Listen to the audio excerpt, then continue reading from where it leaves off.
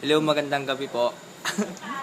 Magpapakila. Ay, ano ba yun, Mr. Pogi nga po pala ulit. Part two. Ayun nga, part 2. Meron nga po kaming kasamang chicks and ayun pa yung isa. Pwede nyo nga tulan yan sa susunod na lang. Tsaka meron pa kaming isang import na taga Malolos, Bulacan. Deep lang yun. Dun. Ayun pala siya. Ayun po siya. Ayun. Ayan. Say hi, please. Hi! The Raisa May Show! Ito nga po pala si Josh. Dati po yan, medyo pangit lang yung ginawa niya nung first video. Sige, mag-uumpisa na po kami. Wala akong maisip po eh.